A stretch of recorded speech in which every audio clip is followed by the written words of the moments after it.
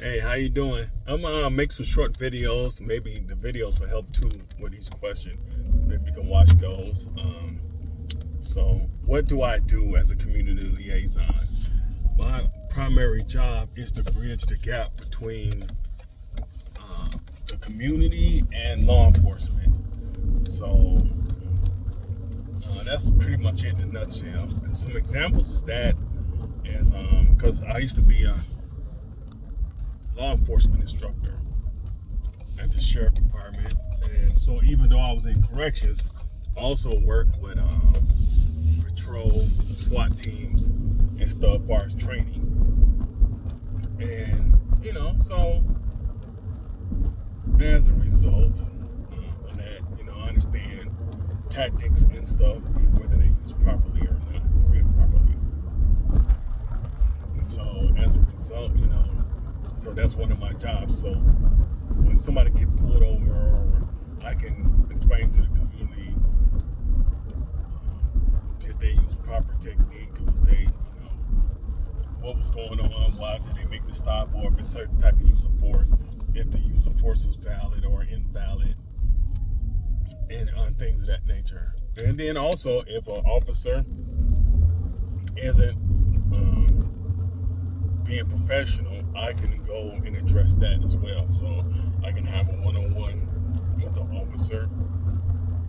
I can have like vest cam footage pulled up and things about the situation, and then I can look and study it and show the officer, and give them pointers and stuff on how to conduct themselves, or make suggestions that, because I'm also a peer support specialist.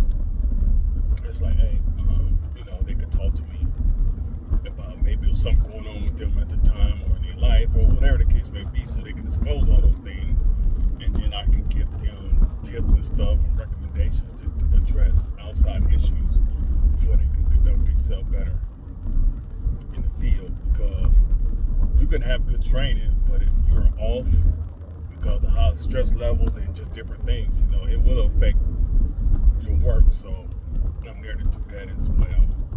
So that's what I do. And I also do outreach. So I go out, like I'm planning outreach now for the elderly. So we're going out doing senior fraud and things of that nature, and also attend community events and pass out our information about various topics like human trafficking, drugs, stuff for the kids. So I'm out in the community constantly, and I'm on numerous boards. So I'm on at least 5 boards in other community groups I belong to. That way I can have a pulse to what everybody's doing, whether it's homeless people as I talk to them, as I hang out on the street, all the way to corporate. So I'm across the board on that. Okay, what's the most satisfying about my job and why? People. Like, I love people. I love hearing people's stories. I love helping. I love to serve. I like to see people grow and things become improvement. I can improve. Because I think about my own life, and when I wanted a different outcome in life, it was very difficult to do. And it was because I didn't really have a mentor at first. Like, I didn't have, when I decided I wanted to change my life for the better, like, it was quite the task, and it was just really no one there to kind of assist me with that in the beginning, until I started making some because I cut off all my old friends and stuff, and some of my family. And once I got new friends and new environments, I began to meet people who would help me navigate through the change. But that's why I worked with kids for years, adults, like high-risk kids and everything, like for years. And that's why I'm currently on the board of Basher. But I love working with people and then help problem solve. Like, I love brainstorming, and so I get even when I'm tired and don't even feel like dealing with people, I still can't help it. Like, I just love and doing it, and I love learning, because of course I don't know everything.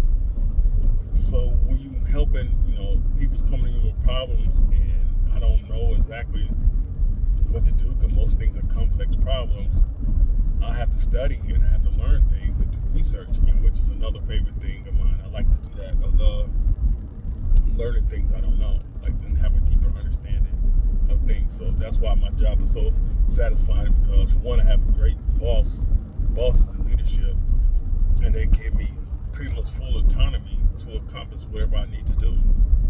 So they don't try to micromanage it or anything. They're just like, do what you're doing. Like, we hear great things about you and stuff, and it's like, yeah, keep it up. So that's what I like most about my job.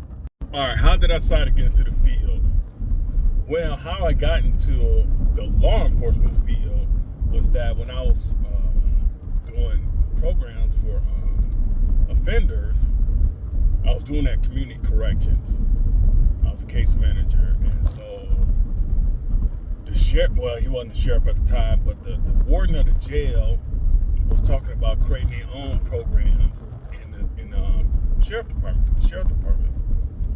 And it was, he asked me, will I come and do it there? Because it was creating a whole program system, and it's like, so would you like to come and do programs for us as we set up our program award and different things? And I'll say, yeah, sure. And he said, but it's a catch. And I'm like, the catch is that you have to become a corrections officer, because technically program officer don't exist on paper. And then if you become a corrections officer, you have to go through everything they do, all the training and stuff. And I'm like, yeah, that's fine. So that's how I got into law enforcement, is that I had to become a corrections officer to do that. And so there, like in the corrections world or the law enforcement world, like, you know, when you short staff, all specialty projects stop. So there was short officers, and they stopped doing the program stuff for a little while, and I had to go on the floor like all the other officers. And, you know, and I was like, well, a deal's a deal. So they liked the way I carry myself. So that's one of the reasons why when the instructor position came open, they asked me to apply, because they liked the way I carry myself as an officer. And like, it wasn't even nowhere on my radar being an officer. But that's how I got in the field as far as law enforcement side. How I got in the field of helping people and coaching and the ministry and everything else. It started at Basher Children's Home. Like, I left a trucking company that I had part ownership in, and went to work at Basher. And that's where I started working with kids. And then I went from Basher to community correction to the sheriff department. And then I was at Leopard as a life coach. And during that time, COVID hit, so a lot of us was laid off.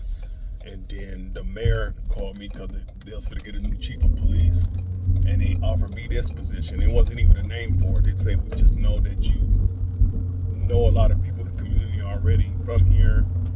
You work with everybody across the board. So I named the position community liaison, wrote the position, the job description, and then I was hired as a, it started with that. So that's the short version of how I got in the field. And during that time, I worked with CCJ and helped them with a lot of stuff with restorative justice, and so did victim impact stuff. So anything you could think of, I mean, I pretty much did it. Like, so that's how I got into the field. What kind of training and education do I have? Well, I went to college on 2 separate occasions, but it had nothing to do with the field I'm in currently. So it's just when I started working at Basher, of course, you get training as a staff. And then I just literally began to do my own research and read books. And, and they had different certifications for stuff like the classes I do currently. There's a certification you get for evidence-based to do the classes that we was doing in the jail. So I went to all those trainings. It was just cognitive restructuring classes.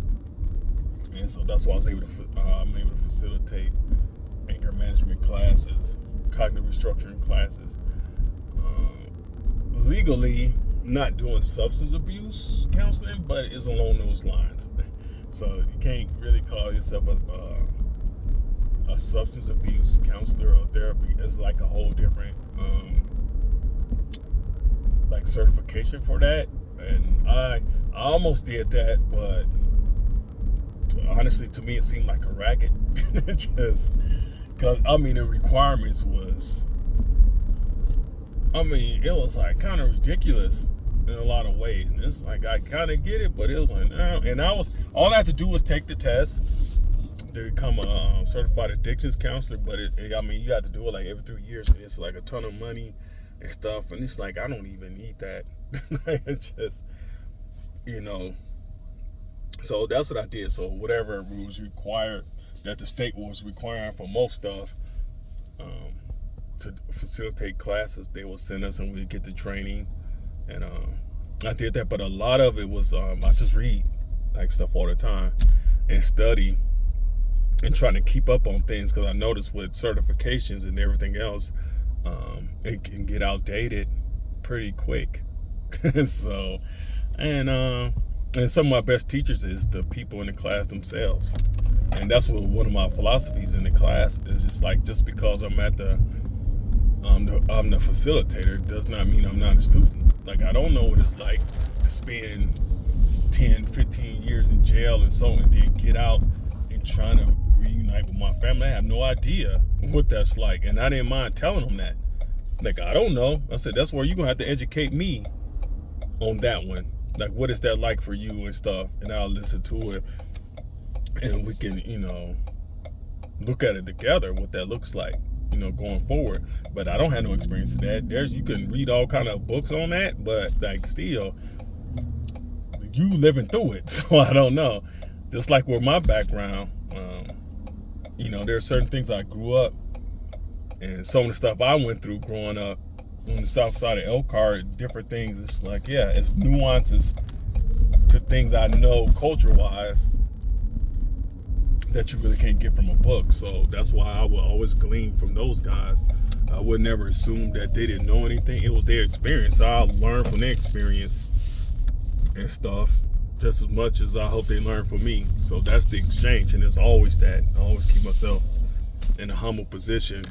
But that was it. And then doing it, I've been facilitating classes and working with corporate and everything, the high risk offenders, low risk, whatever you could think of, across the board for over 20 years. So just doing it and learning, the experience of just doing it is part of the education as well. Okay, what I recommend that people do if they want to get in this field, and it's the same answer every time. Know yourself. First of all, you have to understand yourself, and it never stops. Like, you got to do it throughout, and it's like and you have to deal with your own stuff. I know that some people get into this field because they went through things and they want to help others as a result, but they never really address their own issues or their own demons. And so even throughout the field, that's why people can burn out fast. They end up in situations what they shouldn't be, inappropriate situations, because when you dealing with people, especially if it's high risk offenders, whether it's juveniles or adults, they are very manipulative and they're good at what they do because it's a survival mechanism. So it's what they do to survive. So you have to really understand your own buttons, your own boundaries, create a bound. You have to do that self-work. And I'll tell people, be brutally honest, and then also remain a student, because I've worked with people, it's like they got their degrees and they stopped learning. And, and they stopped learning more about themselves. So when I was leaving the sheriff department, I told it, because I didn't want to be in law enforcement at all. Like, that wasn't a goal. Like, what? But I told the guys that was one of the best decisions I ever made. And it's like, why? I said, because it taught me more about me. It taught me a lot. Like, the discipline I had to have to be an officer, the professionalism to the level, the degree you had to have it in that field if you want to be effective. So I said, all of this stuff, it forced me and challenged me in some areas and caused me to grow in some areas that I needed to grow, which may not have never happened if I wouldn't accept that position. So yeah, and that's You can't ignore that part. And that's what I'll tell people. Anybody get in the field, like, you really got to have a good relationship with yourself.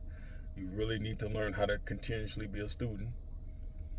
And yeah, it's just, and be flexible as well, because there are some philosophies and there are some things that you hear them, it's like, you could do this in treatment or this, and you're like, you kind of, yeah. But the thing is, I don't close it off.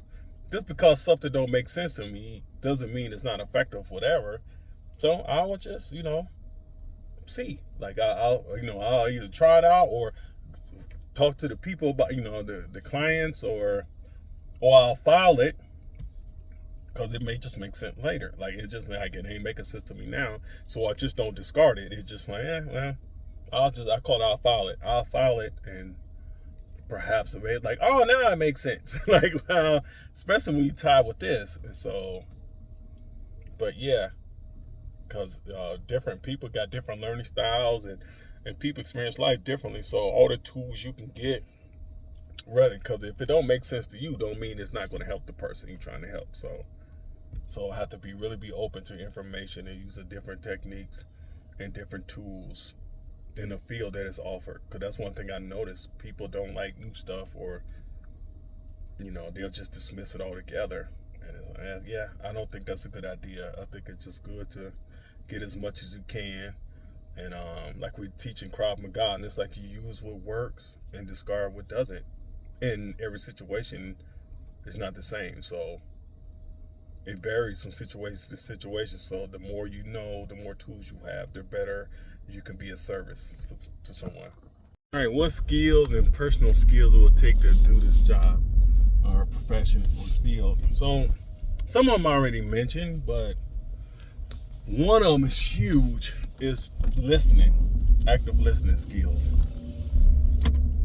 And another one, a personal skill is good to have, is learning how to be objective.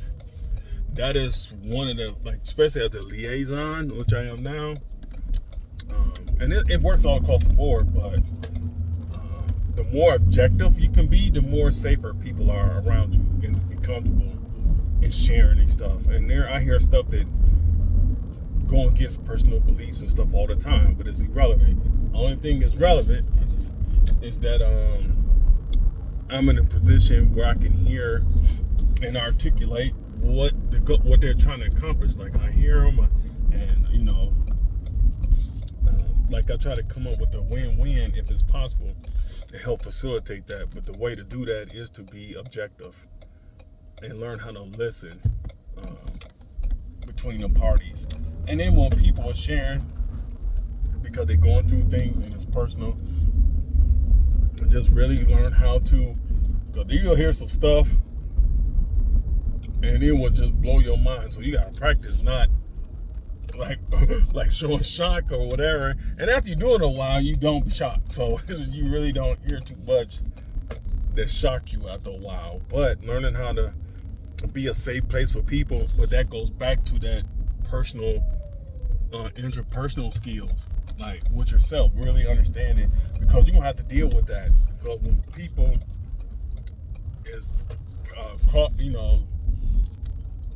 not even, I won't say they're even challenging necessarily your beliefs, but it's things people have different walks of life, and what I notice that people are trying to superimpose their beliefs onto people, and it's like, no, it's not what I'm here for. That's not what the gig is. It's like, no, you listen, help them navigate their own path, or create win-win situations, even if you don't like the situation, like, so to speak. So it's that's a skill set.